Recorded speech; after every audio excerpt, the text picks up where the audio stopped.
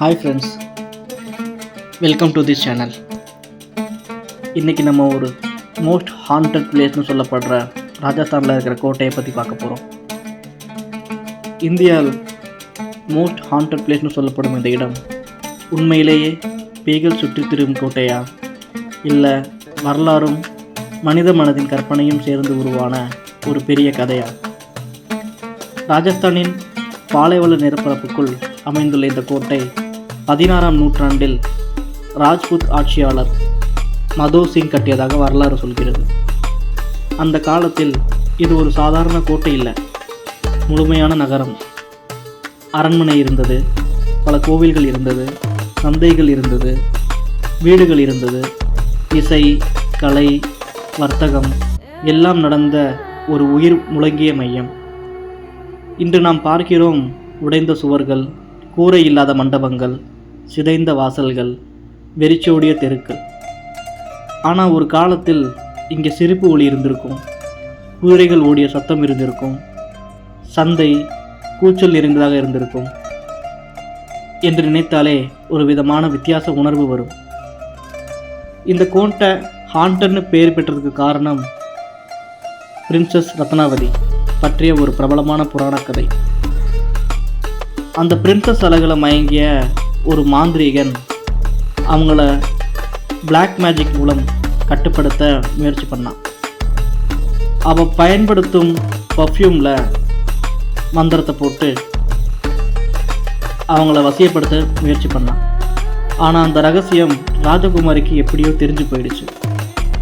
அவள் அந்த பாட்டில் கல்லில் அடித்ததும் அது திரும்பி அந்த மாந்திரிகன் மேலே விழுந்து அவனும் இறந்து போகிறான். இறப்பதற்கு முன்னாடி இந்த நகரம் கண்டிப்பாக அழிஞ்சே தீரும், இங்கே யாரும் நிம்மதியாக இருக்க மாட்டாங்க, நிம்மதியாக வாழ மாட்டாங்கன்னு சாபம் விட்டுறான். இந்த கதை கேட்கும்போது ஒரு சினிமேட்டிக்கலாக இருக்கும், ஆனால் ஒரு மூவி பிளாட் மாதிரியும் இருக்கும். இதுக்கு எந்த ஒரு உறுதியான ஆதாரமும் கிடையாது. வரலாற்றாளர்கள் வேறு காரணங்கள் சொல்கிறாங்க. முகால் கால போர்கள், அரசியல் மோதல்கள், தண்ணீர் பற்றாக்குறை, பொருளாதார வீழ்ச்சி, அதனால் மக்கள் வாழ முடியாத சூழ்நிலை, இப்படி பல காரணங்களால் அந்த நகரம் மெதுவாக காலியாக இருக்கலாம் அப்படின்னு சொல்கிறாங்க. அதாவது ஒரு சாபம் இல்லாமலேயே ஒரு நகரம் அழிந்து போக முடியும் என்பதற்கு இது ஒரு உதாரணமாக இருக்கலாம். அடுத்த முக்கிய விஷயம், சன்செட்டுக்கு பிறகு, அதாவது சூரியன் அஸ்தமனமான பிறகு இங்கு நுழைவதற்கு தடை செய்யப்பட்டுள்ளது.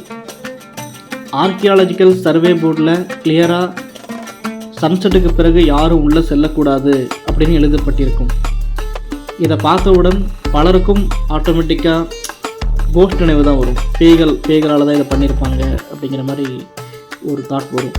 ஆனால் ப்ராக்டிக்கலாக நினச்சி பாருங்கள், பழைய கட்டடம், உடஞ்ச சுவர், இருட்டு, எந்த வெளிச்சமும் இல்லை, காட்டு விலங்குகள் நடமாட்டம், பாம்பு, பறவை, இவையெல்லாம் இருக்கும்போது பாதுகாப்பு காரணத்தால் தான் அந்த ரூல் இருக்க வாய்ப்பு அதிகம்.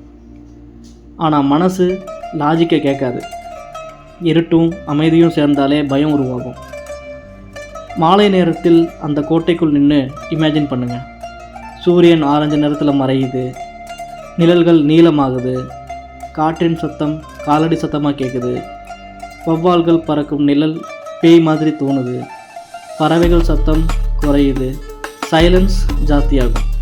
அந்த நேரத்தில் தான் நம் மனித மூளை தான் பழைய பேய் கதைகள், கற்பனை கதைகள் எல்லாத்தையும் உருவாக்க ஆரம்பிக்கும். பேராநார்மல் ஆக்டிவிட்டீஸ் நடக்கிறதுக்கு கூட வாய்ப்பு இருக்குது. பேராநார்மல் இன்வெஸ்டிகேட்டர் சிலர் எனர்ஜி ஃபீல் ஆகுதுன்னு சொல்லுவாங்க. வைப்ரேஷன் வேறு மாதிரி இருக்குதுன்னு சொன்னாலும் சயின்டிஃபிக் ப்ரூஃப் எதுவும் இல்லை, ப்ரூவ் பண்ணவும் முடியலை. ஆனால் அதே சமயம் டிஸ்ப்ரூவ் பண்ணவும் முடியல. அதனால தான் இந்த இடம் இன்னும் மிஸ்ட்ரியாகவே இருக்குது. உண்மையில் ஹாண்டட்னு நம்புகிறவங்களுக்கு இது ஒரு கர்ஸ் லேண்ட், சபிக்கப்பட்ட இடம். லாஜிக்கலாக பார்க்குறவங்களுக்கு இது ஒரு கைவிடப்பட்ட வரலாற்று சிறப்புமிக்க ஒரு இடம்.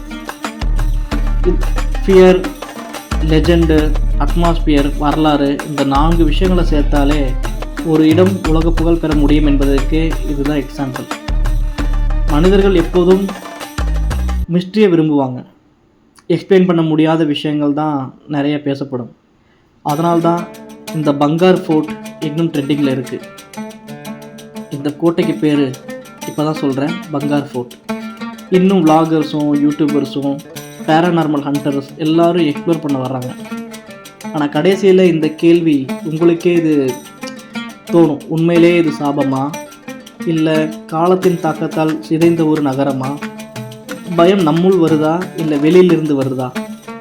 அந்த பதில் ஒவ்வொருவருக்கும் வேறுபடும். இந்த மிஸ்ட்ரி தொடர்கிறது.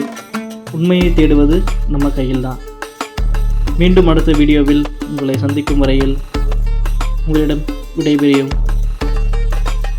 தினேஷ். நன்றி.